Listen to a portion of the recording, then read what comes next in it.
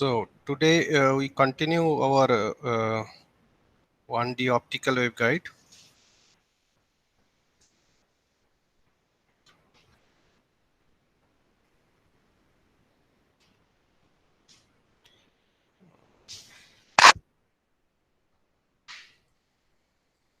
So we can consider something like this, maybe a little bigger. Okay, this is our waveguide, and we can consider 1D waveguide. Yeah? So this is your g-axis, x, and this is your y-axis, right? And we say that this is your core,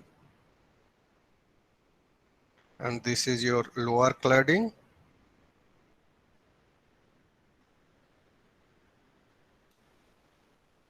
and this is your upper cladding.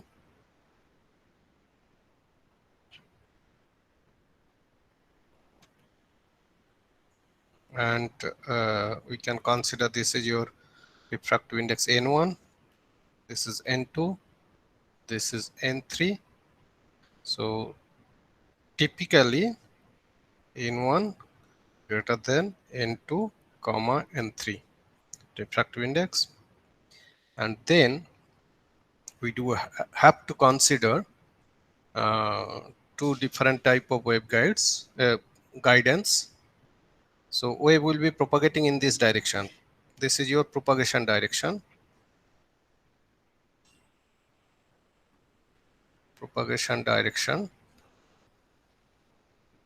And propagation direction of guided modes. Okay, so but this is your input. If you are giving, that means the wave, if a certain distribution, not slowly decaying along x direction outside the core in the upper cladding and lower cladding, and it can carry energy in the z direction, then they can be called as a guided modes. So for guided modes, we know that there can be two different types of guided mode. One is TE and another is TM. So what is TE? TE, we have considered that electric field should have dominant Y component,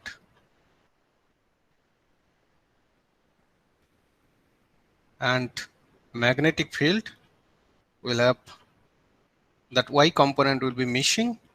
It should have HX component 0 and HZ component. And then TM polarization, you should have E equal to EX 0 EZ, and H will be 0 HY and 0. Okay, so this is your so considering that TM components. Out of 6 components, you will have both. In TE case, 3 components will be there. One component E along Y direction, and 2 components of magnetic field X and Z direction. Similarly for TM polarization. Now, what we can write for electric field? Electric field, we know that this electric field we can write something like, it would be in this particular case, that will be X dependent, that will have Z dependent, and that will have time dependent, right? So Y dependencies will not be there. We are considering along Y direction, it is infinitely extended. So del Y equal to 0 we are considering. So any guided mode, the field distribution can be considered like this. and we write a M. M stands for mode index.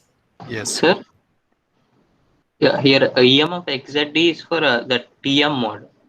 No, it can be for T Okay. and it can be for TM. It is a vector. Okay, Okay. so this is X Sir, dependencies will be there, Z dependency will be T dependent. This is a function of XZT, and you should not mix with the okay. components. So Sir, what about TEM mode, sir? that is actually in 1D waveguide, we don't have TEM mode type things. Yeah, TM mode is both Okay. electric field and magnetic field is the it's a normally you can consider in the transmission waveguide, transmission lines. Okay, and microwave waveguide sometimes it is considered, but for optical normally we don't have TEM type waveguide. Okay, there is called TE or TM, or sometimes we call kind of hybrid type things. Okay. Okay. Okay, so here what I said that this Y component means vector. It's a vector which direction it is oscillating. That should not be mixed up with the dependency, coordinate dependency X, Z, T. Y dependency is not there because it is a 1D waveguide. If it is considered for TE mode, then I know that this field is oscillating only, electric field is oscillating only Y direction. I can write like that. And then we can write, say, E0 M amplitude. And then this amplitude can be a function of X, and it will be written something like that. You just correct me if you don't understand or if I am doing something mistake here.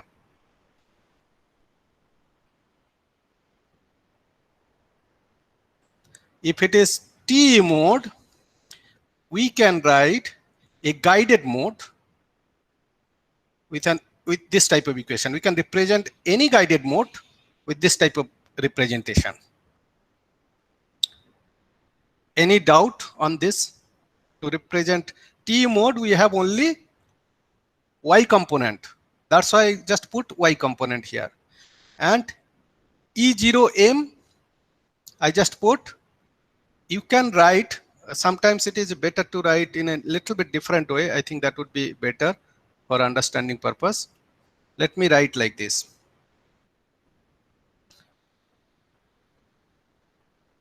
Let me write, this is 0, Y, that's it. E0, Y, and Y component, and some magnitude E0, or only if you need not to write 0. I think better not to write 0 because this can be confused with the mode number. Okay, I'm sorry. So you can just write Y, and we can just put index here M. So what is this one? M is the mode index. It is basically represented by 0, 1, 2, 3, and so on. Is that clear? That means I can have mth mode. What are all changes required? Mth mode, this function should be different. If m equal to 0, it will have certain distribution along x. If it is m equal to 1, it will be different distribution. It will be 2, then it will be different distribution. So depending on mode, you can see the profile along x direction, distribution function along x direction will be different, because we have seen that that is actually uh, uh, more or less is equivalent to cos kx x, something like this, right? So cos kx is actually mode index dependent. That's why we are writing like this. And what is beta m, by the way? Beta m equal to 2 pi by lambda n effective m. You know what is n effective m, right? That means there's a longitudinal component of the propagation vector. That means 2 pi by lambda, if it is core index is n1, sine theta I m, right? Sine theta I m. That means mth mode, it will have a certain solution theta m that will be giving you this n1 sine theta m, that is actually called n effective m, effective index of the mth mode. Is that clear? So this can be represented as a TE mode. No doubt, right? Then next question is that this is all I am talking about for TE mode, electric field. What about magnetic field? Hx and Hz. Suppose I know what is the distribution. Suppose this one also known. Some distribution known to you. What would be that distribution, by the way? Suppose I am just trying to focus only on, I have discussed in the last class. Suppose Ey m x, this factor I am just considering. This factor will be m equal to 0. We know that this will be in this main core region, the waveguide will be, a profile will be like this, and then outside it will be slowly decaying evanescent field. That is actually for m equal to 0, right? And for m equal to 1, normally it will be something like this.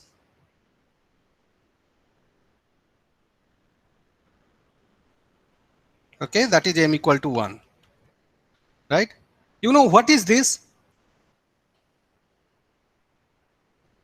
This distribution means in this different coordinate, this is your x coordinate, right?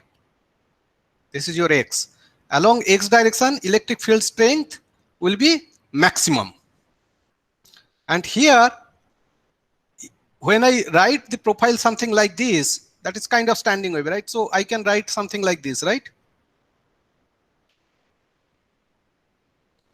And this one, I should write something like this. That means at any instant of time, one half of the mode actually will have oscillating in the positive amplitude, and another half will be negative amplitude. When suppose this maxima is coming plus, say, E naught, plus E naught, that time it will be minus E naught. Okay, but here entire mode, it will be having same field, same direction, plus E naught maxima. And then as a function of time, suppose you are just considering both this mode at z equal to 0. You are considering. So this mode, again, it will be oscillating as a function of time, right? That means with a frequency omega, or omega equal to, say, 2 pi nu frequency, right? So this field will be slowly again decaying as a function of time, right? And then it will be just starting opposite direction oscillation. So that means at z equal to 0, the field will be oscillating plus maxima to minus. These are just kind of electric field oscillation you can see, e to the j omega t. Similarly, so this nu is the frequency, that will be just how fast it will be oscillating like this here in this case. So it will be oscillating like this, and then this one. Now for this mode, higher order mode, it will be like this. So it will be slowly again, it will be one point of time, that when half period is over, you will be seeing like this. Mode will be like this. Okay, and it will be oscillating like that. So that is what I am considering at z equal to 0 for different time instant.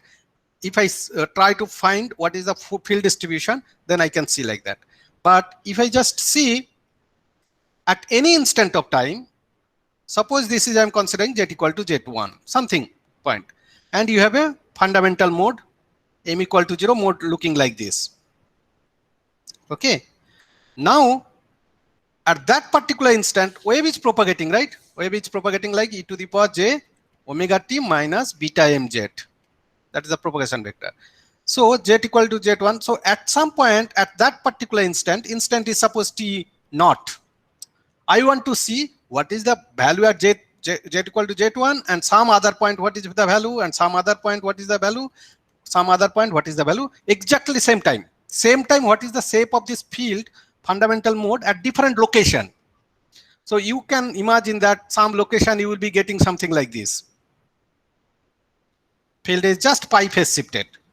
And then again it will be another point that will be again pi phase shifted. So that means this one and this one would be your in phase. So if I ask you, what is the distance between these two? Can you tell me? Anyone?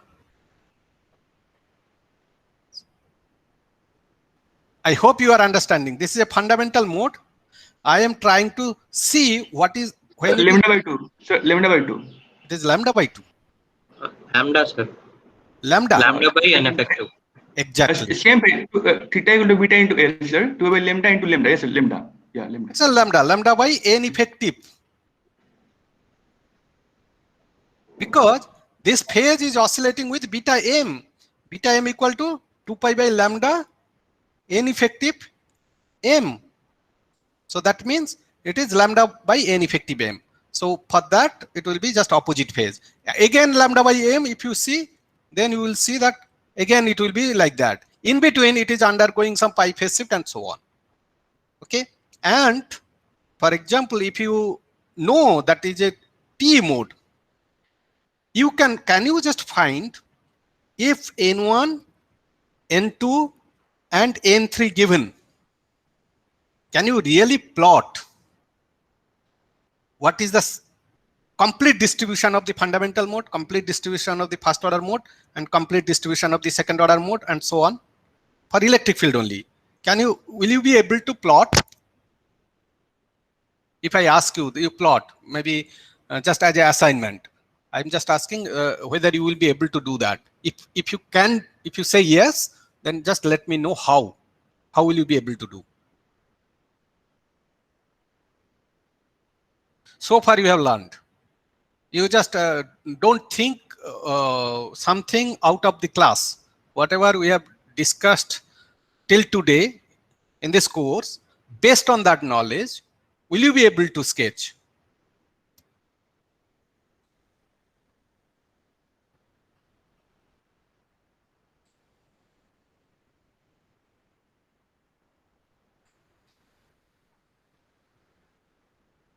I will ask Jashwant. Yes, sir. You will be able to sketch? I want what is the field distribution of fundamental mode. T is given to you. N1, N2, N3, all the parameters given to you. Yes, sir. So first we need to find the n effective for that. Okay. N effective for m equal to 0, and then take a time instant and plot it for different z value. No, I am not asking you to plot at what is the thing as a function of time. I want you to plot this one. Oh. I want to know where is the peak, how exponentially decaying here, that function, and this side. This distribution I would like to know. Will you be able to sketch? We need to solve the wave equation for that. To get but so far we have discussed based on that. Yes, sir. We can sketch. No, In last class, you derive a component of EY field, and in that Right. case, you differently plot k1x and k1z for m equal to 0 using theta I0 and Okay. sin theta I0, cos theta I0. So when I know that theta I0 for m equals to 0, then we can plot this thing. So once you know theta value, you will be able to plot. Yes, sir. That means if you know that theta I0, this one, for fundamental mode. Yes, sir. Yes, sir. Yes, sir. So how will you do that? Because I know that theta im, only this part you will be getting. Phasor part, it is fine for a given lambda, right? But I want to know what is the distribution. This one, UIX, UI component, na? You only need to know UI component. UI component for x greater than equal to 0 and less than d, and x less than 0 and x greater than d. 3 region. So I have region 1, region 2, region 3. 3 region, I need to plot this one. Will you be able to do that? Yes, sir. Like since it is a cosine function, like ey naught cos k1 x. Excellent. Okay, so you are in right direction, but let me see how you go that. Let me see this thing. Okay, now you say that typically we have shown that this e something for tm mode, right? E m or e0 m equal to 0, I can write x z t, that will be actually equal to e y basically, and x dependence is there, a y component, that is what it is there, e to the power j omega t minus beta mz. So beta m, we know that is the effective index. Basically beta m I am talking about, earlier we discussed about k1z. Okay, that is actually 2 pi by lambda n1 sine theta I m incident. That is what we know. So theta I am knowing, this one is fine. And then this one we have just tentatively we have explained that it should be something like that, standing wave type things, right? Cosine k1 x x, is that correct? That is what you are saying, right? Maybe Yes, sir. something we consider constant and then ay. But one problem is here. Like k1 is also dependent on the cos theta I naught. K, this one, that's fine. K1 x, I agree. K1 x equal to say 2 pi by lambda n1 cos theta I m, agree. So that is fine. That value theta I m you have derived, you have calculated from solving transcendental equation. You have solved this one, this is known, n1 known, k1x known. But is that sufficient? No, sir, because this equation is valid only between 0 to d, when Exactly. x equal to 0 to So d, and this is valid only for d. 0 to d, and we have a different equation for x greater than d and Exactly. x less So than 0. that we can write that solution. But This solution, maybe I can write alpha 1 x for x mod x, right? Or mod x, even for that I can write alpha, that is x less than 0. But separately, if we plot, this is not our solution, because we have to come up with boundary condition Exactly. to be continuous. We have to get that continuous condition. So that I know that is correct. I know that for x less than 0, the solutions will be like this. And for x greater than 0, greater than d, the solution will be something like that, e to the power minus x minus d, right? X minus d and some kind of alpha 2 constant. This alpha 2 you know how to calculate also, alpha 1 and alpha 2. That's the evanescent field. Other day we have discussed how fast it will be decaying exponentially. The penetration depth delta we have derived. Okay, so you can find out, and then beyond x, beyond d, how much it is decaying, you can find out this one. But one thing is that you should keep in mind that you have the waveguide and you have the component you are talking about, ey only, and this is your x axis, this is your z axis, and ui component is the tangential component for n1, for n2 and n3. If you see n1 n2 interface, that is actually tangential component, n1 n3 tangential component. So this value, when I write, I can write this is x less than equal to 0, and when I am writing this one, that can be written as x greater than or equal to 0, and this is also equal to 0. That means exactly at x equal to 0, this solution is also valid, this solution also valid, and exactly at x equal to d, this solution also valid, this solution also valid.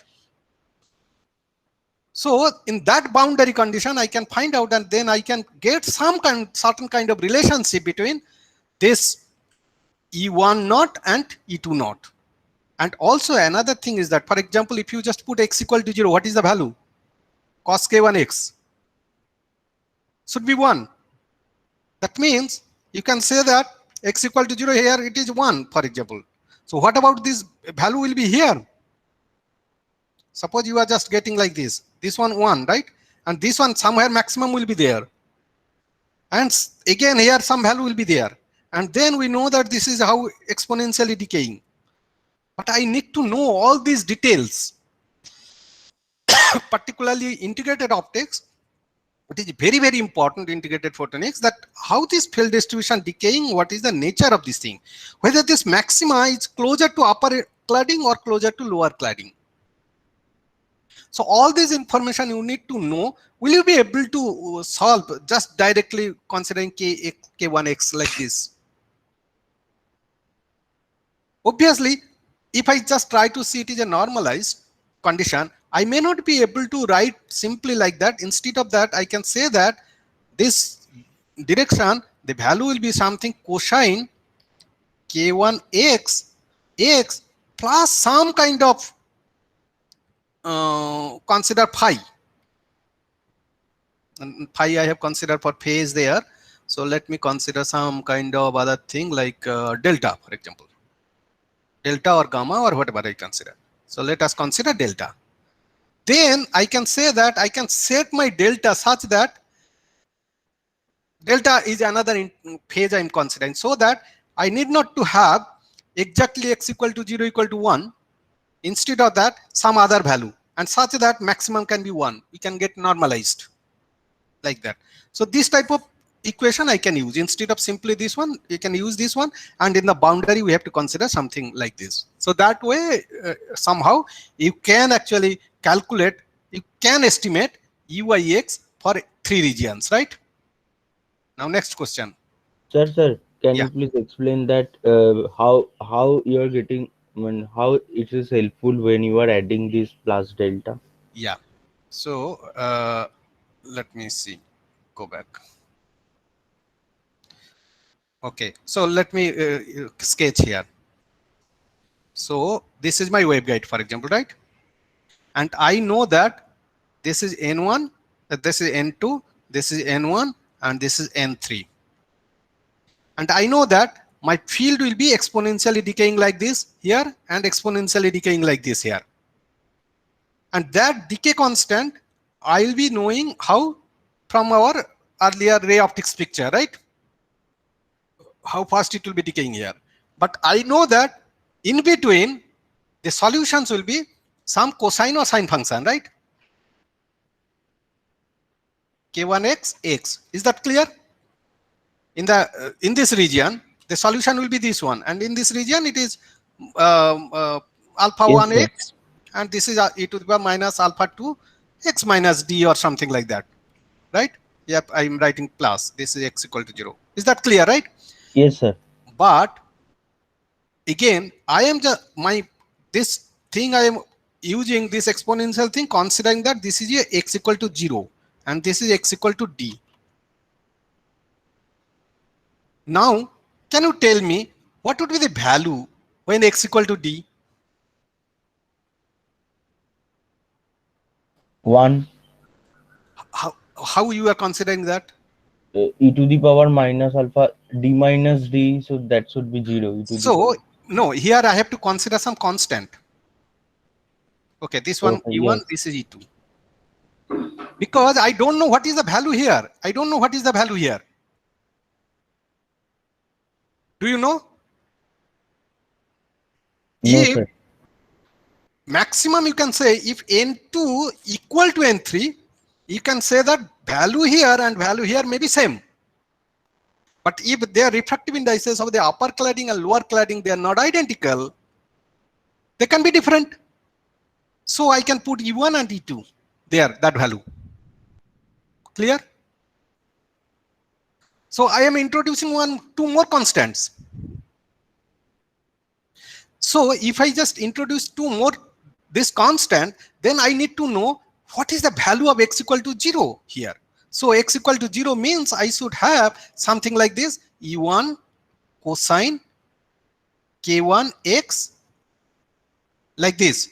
So here this should be equal to your U1, right? Because x equal to 0, that means U1 equal to U1. That is fine. But at the same time, I can write that something, suppose E0 you have to write, right? E0, E0 if you are writing like this. Then I can write E0 cosine K1x d. That should be equal to E2, is not it?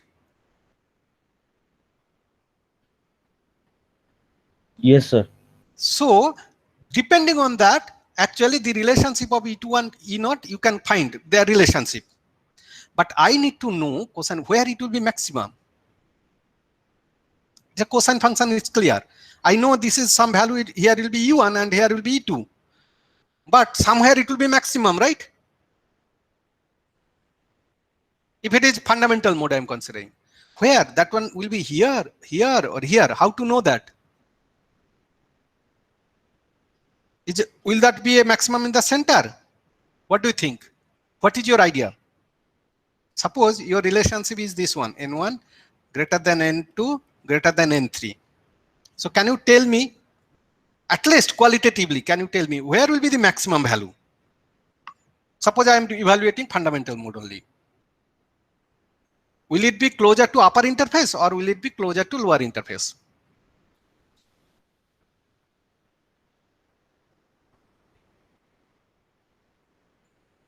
Any idea? Qualitatively?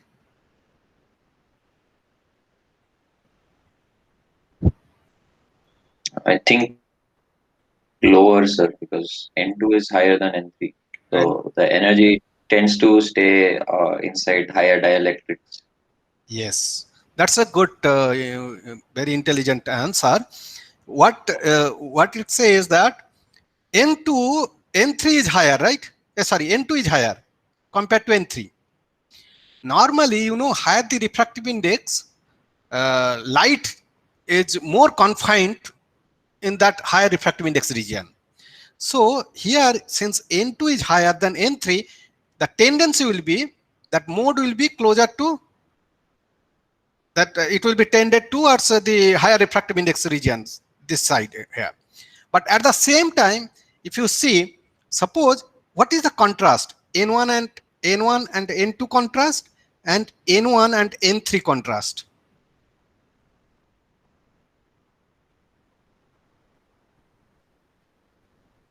N1 and N3 will be higher than N1 and N2. N1 and N3. So here will be contrast will be high, right there. So higher the contrast, what will be the decay depth here? Here will be faster decay, or upper cladding will be faster decay, or lower cladding will be faster decay? Upper cladding. Upper cladding, because it is actually depends on that value, na, lambda by 2 pi square root of N1 N2 square sine square theta I minus 1. That is the delta value, right? So depends on your N1 N2 and theta I value.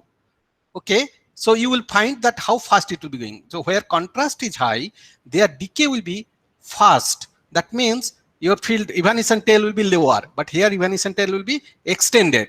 So that you have to also consider, and then you have to find out where will be the maximum.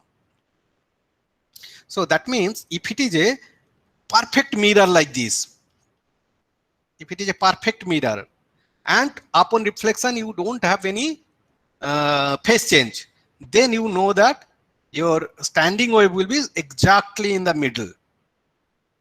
But if you have a total internal reflection, you need to consider what is the phase here, what is the phase here. Depending on that, you have to see some kind of leakage, and that leakage you can estimate based on that. So somewhat I gave you that how you can really sketch the electric field distribution for, say, TE mode, UIX. For TE mode, you can find out, and 3 region and the boundary condition it should be continuous because it is tangential component. You know that. And its phase will be, it will be propagating like this, e to the power j omega t minus beta m z. Is that clear? So that is the field Ey, electric field. Sorry. Yeah, that's obviously electric field. I write Ay, that is actually electric field for T polarization, X, Z, T, the T polarization. So now my question is, T polarization, you could find out what is the profile, field distribution of this one for electric field. Now you have two more components for the T polarization. What are those components? You know, right? You have other two components are Hx and Hz. Is that clear? T polarization, you have Hx and Hz component. I could solve Ey component. Somehow I find that, okay, only one component for electric field and only one component of electric field. I can guess that that is the value of cosine function k1x and so on, and decay constant we can find. And we know that from the boundary condition, I can find three different regions. What would be the solution? Now, I know Ey. Once Uyx known, can you find what is the value of this one and this one? You see, I should mention, most of the time you just do mistake also, that Ey, when I write that T mode, when I write, you have 0, Ey and 0, there will be function of x. That means Ey is a function of x. And there will be phasor form will be e to the power j omega t minus beta m z. I can write for the m. That is your E field. And for H field, also I can write, when I write 0, Ui 0, you understand this is the x component, this is y component, this is z component. And Hy, I will be writing for this same, that will be, I can write m here. And same mth mode for magnetic field, I can write H x m 0 H z m, and that is also function of x, and phasor form e to the power j omega t minus beta mz. This is combined thing is for T mode. Is that clear? Now I know how to solve Ey.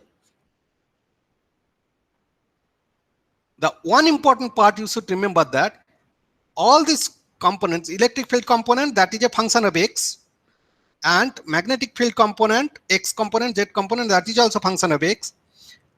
The type of field distribution, whatever we have seen like this, electric field distribution, something we sketch like this, right?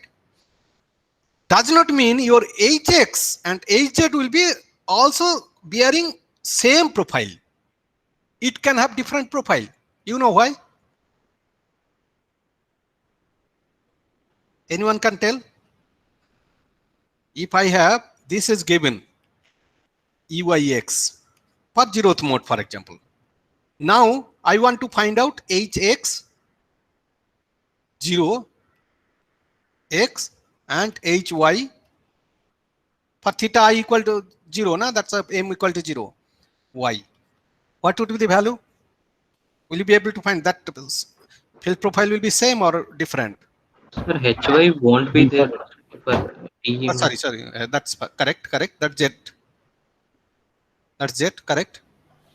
So maybe we can use the boundary conditions and find out. No, you use Maxwell's equation directly. You know that curl equal to minus j omega mu H. h. So you know what is the electric field. component. It's a vector identity you can use. What would be the component for the H magnetic field? Hx and Hy. Once you know E, then you can find out H. Just you have to take curl of that vector. That means curl of that vector means you know that, right? How it is found? So you can write 0 Ax, Ay, Az, 0 Eyx, 0. Oh, sorry. I must, that should be later. In between, you should have what? Del X, del Y, del Z. This is your curl, right? And E field, you know, only Eyx is there. That is known to you. This is your curl E. Then you know you can find what is the X component of this one, and what would be the AY component, and what would be the Z component of the left hand side. And right hand side, what you have? Right hand side you have J minus J, that is a complex number, omega mu, and then AX, H, X, 0, HX, X, plus AY, HY, X, plus AZ, HZ, X, right? And you know that for T polarization, this HY will not be there. Obviously, you will find from this equation itself. HY will be 0, and HX in terms of EY you can find out, and AZ also in terms of EY you can find out. So that means once you find EY, you can find HX and HZ from Maxwell's equation. So that is the reason normally we don't concentrate much on magnetic field, because only one component Y is electric field is there. You just solve that. Anytime require, you just solve Maxwell's equation, simple differential equation, just one derivative. That's it. You just Ax component. What will be the X component?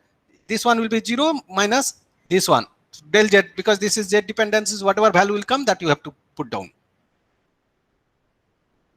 Of course, when you are putting del Z, that del Z means how much you know that. This has to be considered. This phase part has to be considered. Okay, that will be del Z. Instead of that, you can put minus J beta M. So the take-home message is that once you know EY electric field, you can find out other two magnetic field, So that is easily possible. And since it is a mode, and within that mode you have electric field component, only one component, two magnetic field components, and they must travel with same phase velocity. All the components, they must travel with the same phase velocity, same phase. So their X dependencies can be different for EY, HX, HZ. X dependency can be different. Their profile can be, this profile can be different. Each components will have different profile, but all of them has same phase relationship. They will be, that's why they are mode. That's why they are carrying energy, electric field and magnetic field together carrying energy. So you can find what is the electric field energy. You can find whatever E value is there, E cross H. And if you find Z component, E cross H is a vector, and Z component, whatever you are getting, that much energy will be carried forward in the waveguide. Clear, right? Any question on this? Because this is a very fundamental requirement to go for 2D waveguide, to understand. Any doubt? No, right? So this is for T mode. Now if I just ask you that how to proceed with the TM mode.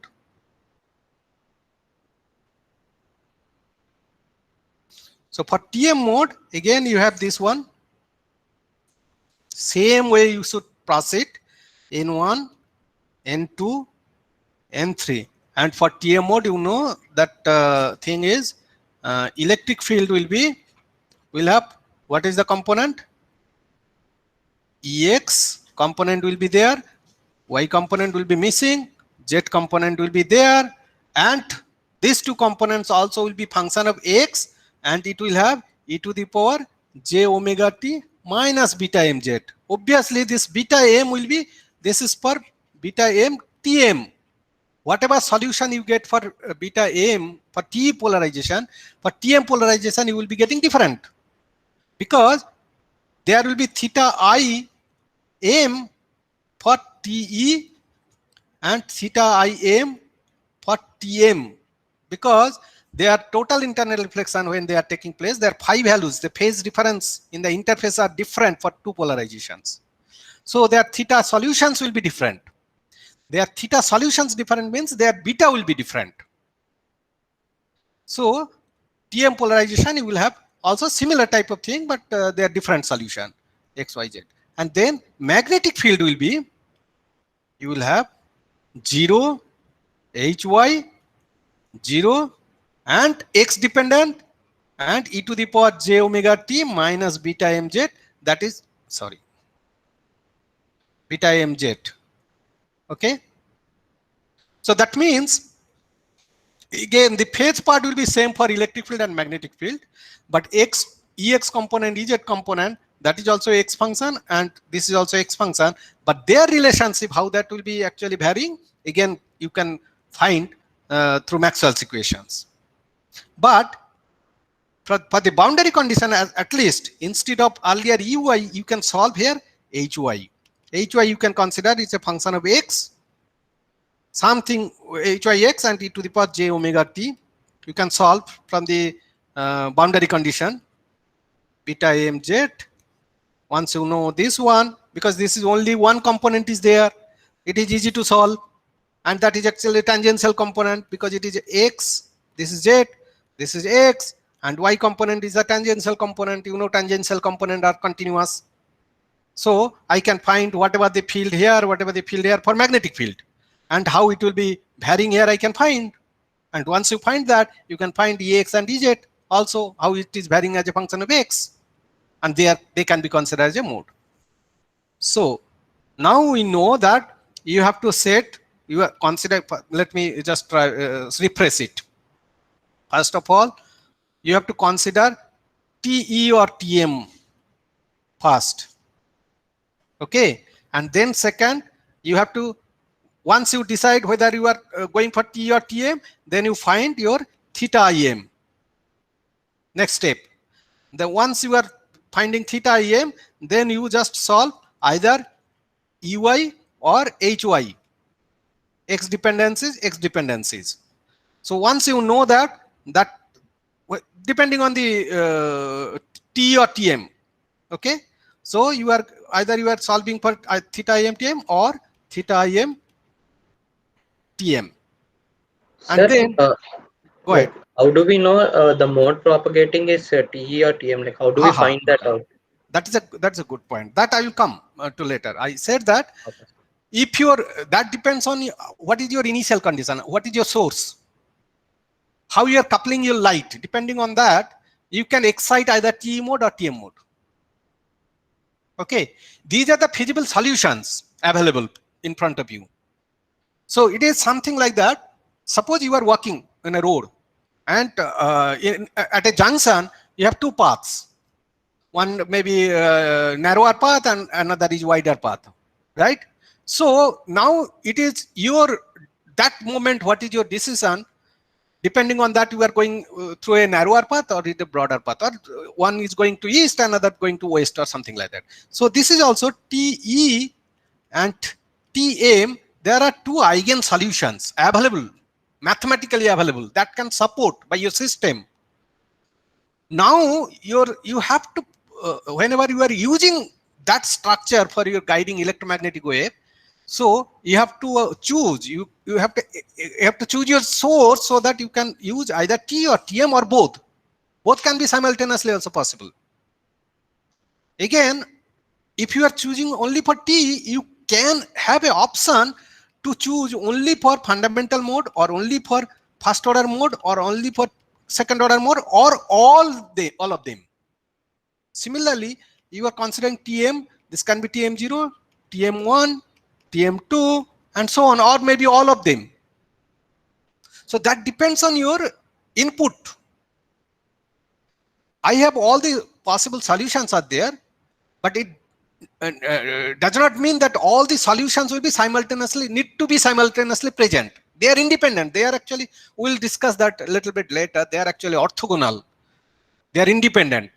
They don't interact each other as long as you are not disturbing the waveguide structure. Okay, so you have to choose. You have to choose. You have to analyze one after another. That freedom is there. So first thing is that you have to choose TE and TM. Then you have to choose theta AM. Then you have to choose your if it is T, better you choose for EY and then HY, and then this will cascade to find out your HXX M and HY HZ. Sorry, HZ X M you can find, and here for TM polarization you will be getting EX M and EZ X M, right? So this will be, you are getting either T or TM, and obviously when you are getting this one, you are also getting beta M T and beta M TM also you are getting, right? So all these solutions you will be getting, and then you are done. That okay, your mode analysis you know, and then you can find out depending on your input parameters, N1, N2, N3, and D and lambda. These are the input parameters for you. All these three are given to you. D thickness given to you, lambda given to you, right? And you have to assume that upper cladding and lower cladding infinitely extended. That dimension not needed. If it is very small, that time you have to consider. If you are considering this type of ideal situation, then you are done. So you can find out all these things, right? So now next thing is that I will just discuss in the next class. This is 1D waveguide. As I said, this 1D waveguide helps you to understand modal picture. And ray optics also, this ray type of total internal reflection concept also gives you very nice idea that how modes exist and how they can be propagating independently. What would be their phase velocity? If more than one modes are there, they can travel at different phase velocities. So that is how you can think of modal dispersion, all those type of things, right? But practically this 1D waveguide is having a very limited application, because as you are just considering a 1D confinement, what is happening to other dimension? Other dimension, it can undergo some diffraction, divergence, all those type of things can happen. So after a certain distance, you can see whatever power you have launched, that is lost completely. So this 1D waveguide has a very limited things. So ultimately, what we go for integrated photonics or integrated optics, that is actually 2D waveguide, 2D optical waveguide. So I will be discussing this 2D optical waveguide in the next class. Okay. Do you have any question related to this 1D waveguide? I will not be discussing any more 1D waveguide. I will be going a little bit deeper into 2D waveguide. But the ray optics picture very brief. And then that 2D waveguide, how coupling, strength, kappa, how light interact from one waveguide to another waveguide, those things, couple more theory will be developed. But entire concept will be clearer if you understand this 1D waveguide and do a little bit of MATLAB programming, a bit of visualization, bit of understanding. That will help you to understand that 2D waveguide structure and more complicated integrated optical device circuits. Okay, so I stop here. Sir, I have a question here. Sir, Yes. while plotting EY for TM mode, we need to solve No, for the TM mode you don't have EY. EY. That is for T mode. Yeah, T mode. So Okay. now EY at boundary, there is a relation between E0 and E1 and E2. I mean, Right. this component. That these relation between them, we have to solve it by hand or using MATLAB. You do whatever you want, and it will be I think solving analytically difficult. If you want to plot, better to use MATLAB. Okay, sir. MATLAB is easier to go for that. But normally you know what is the boundary. In the MATLAB also you have to see that okay, at x equal to 0 you have to put E1 equal to E2. right? E naught equal to E2, and those type of whatever analytical formula is there, you have to put down, and then you can ask for plotting them. And also you can just plot what you know x equal to, for example, you have to have something like this. You have to solve for x greater than equal to 0 and less than equal to 0, one type of equation, and x less than equal to 0, you have another type of equation. X greater than equal to d, you have another equation, exponential, right? This is exponential, this is exponential, this is cosine functions, and then you can try to find out that thing. So it's a bit of actually different steps are there, lengthy process actually. You have to go for step by step. You have to solve theta I, all the process steps I have given. Na? So you have to choose T polarization or TM polarization, then you decide, you calculate theta I depending on the input parameters, and then you go for components solution, and then once you get the component solution, you can find for other solution, and then of course phase velocity, all those type of things you can just get actually. Just take one example and try to visualize this thing, whether it is hand or MATLAB, you try to visualize. That is what I want. Once you can visualize things, I think your job will be very, very easy for entire course. Once you understand this 1D waveguide, 2D waveguide understanding is very, very easy, straightforward.